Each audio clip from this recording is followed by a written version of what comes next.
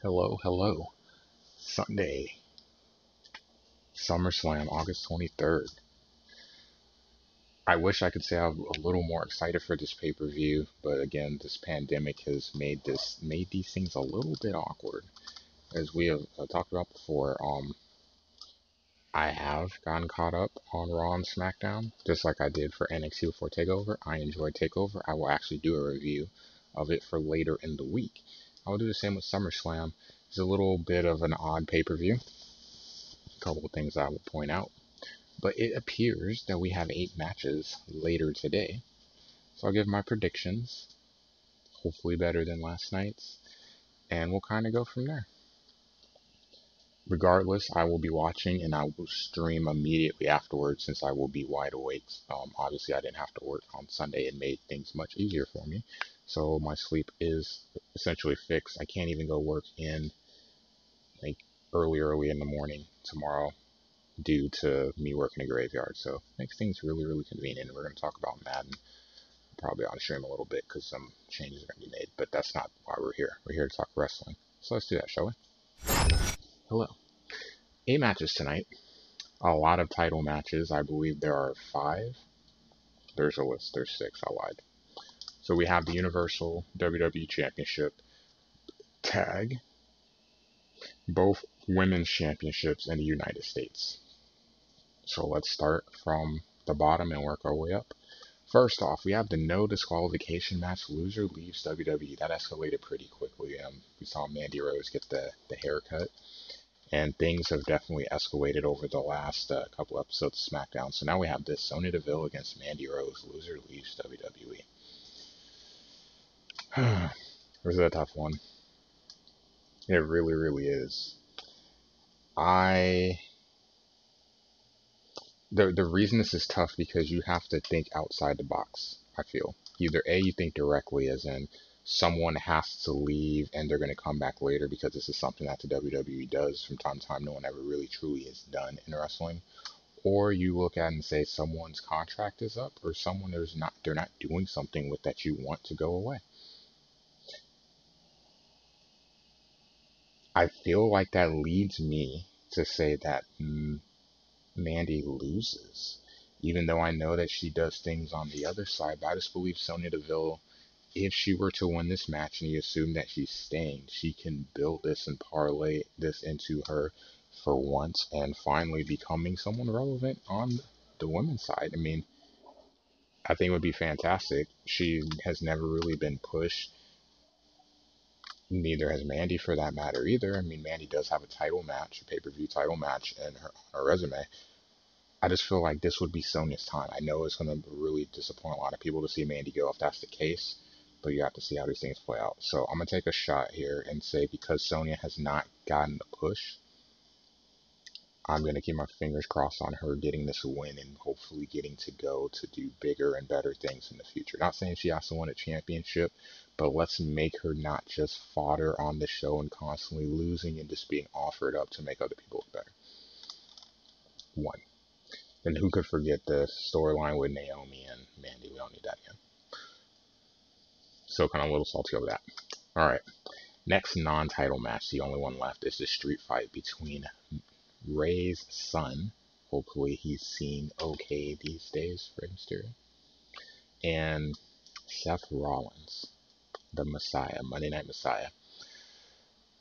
The reason that this is a street fight is it gives Dominic an opportunity to realistically compete in this match. Let's be honest. No matter how much he trains, we saw Pat last night. No matter how much you train, Rollins is a professional. He is one of the best. Regardless of what you think of him on social media and his opinions and how outspoken he is on stuff, let's call it what it is. Seth Rollins is one of the best performers in the ring that exists on planet Earth today. The only way you can make this a legitimate match where you feel like Dominic has a shot is you have to add a stipulation to help make it more of a fight versus a wrestling match. So to give Dominic a shot, you still got Buddy Murphy.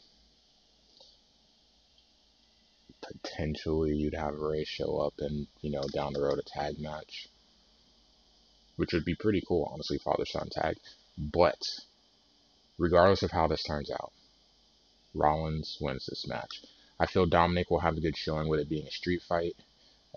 I don't know how this match plays out at the end. Like I said, Ray possibly showing up and leading to a tag match down the road. I just have to believe that Seth continues to torment the Mysterio family and gets the win. Maybe he gets the win, but tries to further the punishment after the match and then potential Ray popping up. I have to go with Seth. It's hard to bet against Seth in this situation. There's a lot of scenarios you can look at to say where Dominic could win, but because you have to go so far out the box to do that, I feel like this makes it easy in the WWE. Sometimes the easy road is the better road. You did enough by making it a specialty match. Seth gets the win. We have the United States Championship match. This one I'm a little conflicted on. You have Apollo Crews and MVP. Do I think MVP really should win this match? No. I'm not a big fan of the vets. I mean, I can understand the last pushes, but I'm not a big fan of vets coming in and winning titles because it takes away opportunities for the younger roster members. And the only reason I really feel strongly MVP has a chance of winning this match, one, is a rematch.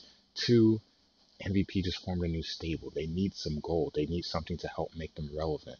And this is a perfect opportunity and way to do so. You have Lashley that could play into this match, Benjamin that can play into this match. I think it would be a great move to put the belt on MVP. I don't like saying that because I was happy to see Apollo Crews get a push. And he has looked good so far. I know he wasn't able to wrestle at one pay-per-view because of the COVID test, but I really feel like this is a good opportunity to put the belt on MVP to help legitimize the stable. And where things go from there, I don't know. It would suck because Apollo Crews kind of gets the short end of the stick, but I think from a big picture perspective, if you're going to establish this stable and try to make them relevant and a mainstay on Raw, this is one of the easier ways to do it. Put a title on them, on a member. Essentially, it goes to the whole stable in the sense that it gives them a purpose and something to defend. So I don't like doing this because I don't really like picking the older vet to win the match minus the Undertaker. But in this case, I have to say, I have to go with MVP.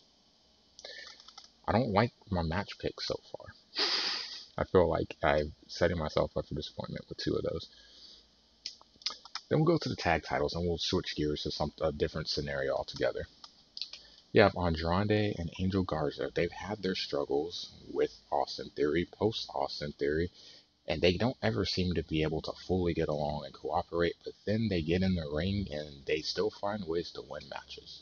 They are both extremely talented in their own right. We've heard rumors that Vince is very high on Angel, really likes him. He gets an Eddie Guerrero vibe feel from him.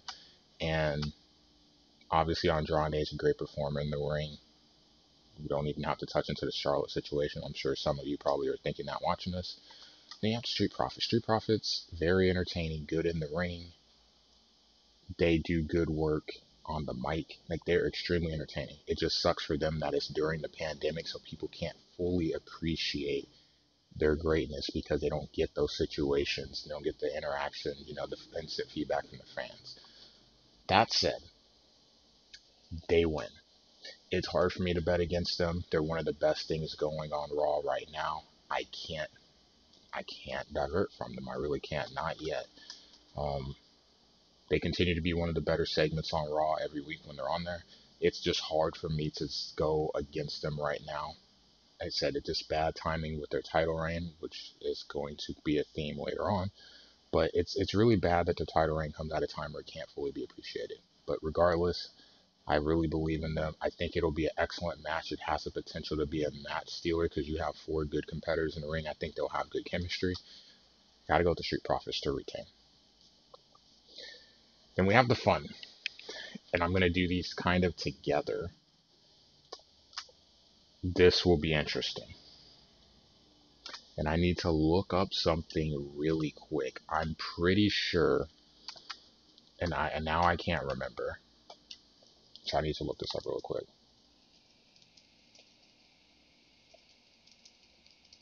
You have Asuka, who is going to, that's so Bailey. I had to make sure. Pretty sure because Bailey lost. getting a title shot against both, which I thought was a really, like, when I really sat back and watched the battle royal, I'm like, Asuka's not gonna win. But then the further along it went, I'm like, this actually would be a good storyline. She's one of your best workers, and she gets to work a match against each.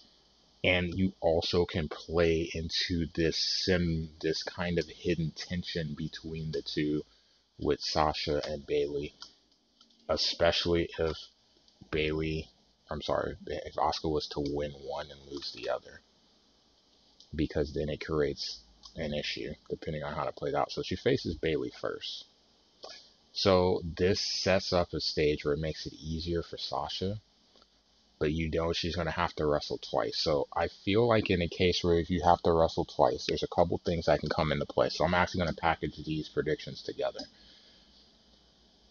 I've thought about it, and I thought it could be similar to when Becky Lynch had the Raw and SmackDown Women's Championships, and she defended against Lacey Evans, and then Charlotte immediately came out and wanted her match and got it, and it was a shorter match.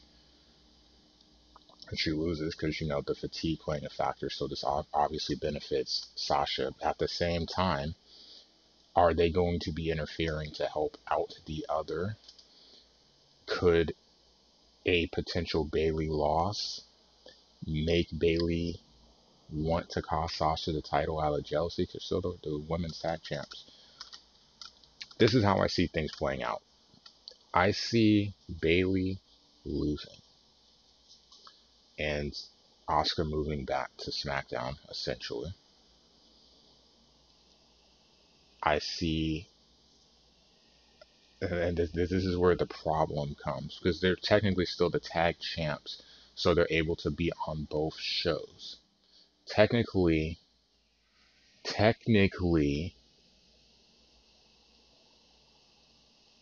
Sasha and Bayley are both SmackDown.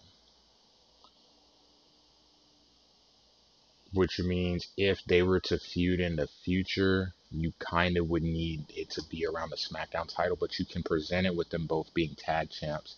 If they're going to eventually have that match, say, I don't know, Survivor Series, you can use the tag titles to be on any brand. This creates a way for Bayley to be able to still challenge Sasha for the Raw Women's Championship. Now, the way I see things playing out, Sasha's been screwed over so many times with championships, losing them on her first defense. This time, no, Sasha wins. My thing is, Sasha wins, and I see Bayley losing, and it creates this jealousy tension between the two because the roles have kind of been reversed. Bayley has been the champ, Sasha's pretty much been the accomplice helping her out, and then you win the tag titles, and it kind of turned into a way of her being able to get the Raw championship and Bayley helping her. But most things in this friendship as it stands now has been Bayley being helped by Sasha to win. Not a horrible thing to say. This is how things have been playing out. And how do things look if the roles are reversed? I personally like Bayley. I like that she's gone heel, but I'm not as inclined to see her title reign continue as I am Sasha's. And honestly, I don't want to see both win because it's just the golden role models continue. It's been entertaining. It's been fun. All in all, I can speak just, just kind of bluntly about Bayley's title run. It's going to be a long title run, we know, but all in all, I feel like it's established her as a heel character, but if I had to grade it, I don't grade it very well. I don't feel like this has been a successful title run for her. Even with her being a heel, kind of that JBL type heel that always is skating by to win, it's just not working. I don't know how to put my finger on it, but it just doesn't feel like it's working. I'd be I'll kind of like Asuka to go take the SmackDown title and move over. One, it gets her away from Charlotte. It also gets her away from Shane. I think those could be great matches. Nia as well, but I need her to get away from them so she can actually have an opportunity to shine, and I think she can do that best on SmackDown. I feel like they're both going to win and retain, but I think she beats Bayley, and Sasha reaps the benefits of a tired Asuka to be able to pull out a win. I don't want it to be the reverse. That's what I don't want. But that's also the possible. That's probably in terms of winning and losing. Those two matches probably are close together on a card, in my opinion, if they're going to really play this Golden Role Models thing well, because it makes the most sense. I'm just not sure how it plays out. I'm most intrigued by those two match results. I can tell you of all the matches on the card, those are the two I'm most interested in because depending on what they do could really impact the three of them and how things go forward for the rest of 2020 for them. So I'm very intrigued. And I'll have a lot to comment on that when we're streaming later tonight. All right. That leaves two. You're about to get a big gripe out of me. The WWE Championship match, Drew McIntyre, Randy Orton. So let me first give you my stance on why I'm picking Drew. Look, I understand what Randy Orton's been doing. He's built up all this stuff. This is great. I do not want to see Randy Orton win another championship. Mid card, I don't think he needs that either because he has the aura about him. It's like the Undertaker. Later on in his career, what does Undertaker need the title for? It worked in setting up Michaels Undertaker because it gave Taker kind of a reason to want to give him a rematch at WrestleMania. But let's be honest, when there comes a point where you are past winning championships, you are your own, like you have your own aura, your own legacy, and that always goes front and center. It doesn't matter how many times you lose, we can always revert back to that as being the sole purpose of you existing in this wrestling universe. You don't have to have a title to become more relevant. Orton cannot become more relevant by winning a championship. The Undertaker couldn't become more relevant by winning a championship. He doesn't need it. So that's one aspect of it. Two, Drew, this would be a huge win for him because you're trying to build up Randy and go back to this legend killer status. Eventually, we know when Edge comes back, that feud's not done. My fear is we come back to that feud if Orton becomes a champ, and then he gets to jump the line and potentially have a cool moment, but an unnecessary moment of Edge winning a championship. I wouldn't want to see it that way. Just my opinion. But Drew has had a great run. He's developed a lot over the last year, both in the ring and on the mic. I don't want to see his momentum cut short because of Orton. And this is the problem that you have. And this is one of the big issues I have with the WWE in a general sense. You can't build stars when every time you try to build them, you put them down to the old guard. There has to come a point where the old guard has to be, they can't be gatekeepers anymore. They can still have good spots and relevant matches on cards, but you can't make them the gatekeepers where they're the ones holding back the order. It's kind of how we got to this era in the first place where everyone feels like, oh, part-timers, I hate them. But at the same time, well, they don't have any stars. You can't have stars if you can't build them. And you can't build them when you're constantly putting the part-timers, and yes, I'm saying this as an Undertaker fan. You can't build them if you're constantly putting the part-timers and the old school in these situations to stunt their growth. That said, Drew needs to win. Drew needs to win because this will give him his first big feud post Brock. No offense to Dolph Ziggler. Not even any offense to the Big Show right after. Like, it's just like that. Big Show, it's not the same. I just don't feel Drew has had that big opponent. And this is what Orton presents. This would be a huge mountain for him to climb. You could extend this feud out some. But I think that Drew beating Orton will help legitimize his title. And I've enjoyed it so far. I know others have too. But I think this would really help his cause. Because this gives his first big match feel opponent since Brock. Fingers crossed that Orton doesn't get the championship. Because I'll tell you, if he does, I'm going to complain. I'm not a big fan of seeing someone who's had a billion championships win a weekend. And it's funny because on one hand, you have people complain about Cena having the belt so much. I can't stand Cena. All he does is win championships. The belt revolves around him. Triple H, he's won so many championships. It's not fair, blah, blah, blah. But at the same time, we're going to sit and look at Randy Orton and not have that same opinion of him when he's like a 13-time champ. What happened with Bray Wyatt? basically winning to put over Orton, so things like that. Orton kind of gets the Orton gets to skate by a lot with stuff like that. And I love Orton in the ring. He does great work, but he gets to skate by a lot of those criticisms that are readily thrown on other wrestlers. So for that reason, hey, I really love Orton. He's one of my favorites of, the previous era, this era. I need Drew to win. Bottom line. It'll be a good match. And then last, our Universal Championship match, and falls count anywhere. The Fiend, basically Bray Wyatt's ultimate form. It's like the final boss. He finally said, screw it, okay, this is my final form. In order to truly defeat me, you have to beat this. And Braun Strowman, monster among men. Alexa just being kind of put in the middle of this has made things a little awkward. The ambulance scene was like awkwardly funny. Even him coming out to the ring with Vince, which is funny because one of my friends, when it happened, texted me immediately, said, I hope that he puts a man walk on him and deletes him from the WWE. Like, that needs to stop. That's not even funny, but I get it because Vince is one of those guys that didn't believe in him, so it's been kind of humorous. Like, here we go. Look at me. This is the form of me that everyone has gravitated to so much. It's making the company so much money. But you held me back. Payback on the Train would have been kind of cool for that. I mean, it's apples and oranges, but as a fan, as a Bray Wyatt guy, you could appreciate it. And then you have Strowman. Lackluster match at WrestleMania against Goldberg. We all know, and all know why and how that all worked out the way that it did. But it ultimately led to Strowman being the champ and Strowman getting an opportunity to run with the championship. He's had some interesting matches, and I can't say that I'm disappointed at all. A lot of us felt that he probably should have got the championship earlier on Raw. Never did. And now we come full circle. The title run hasn't been bad. And we have this big match. So,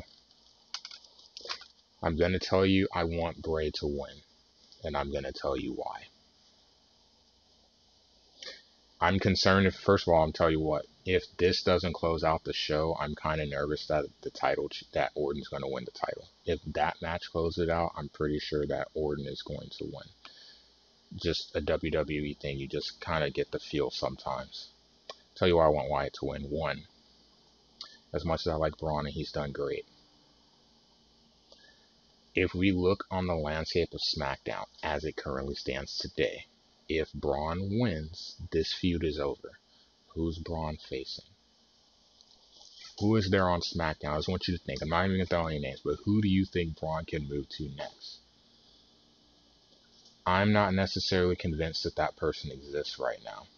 I know who it would be, but he's not active right now.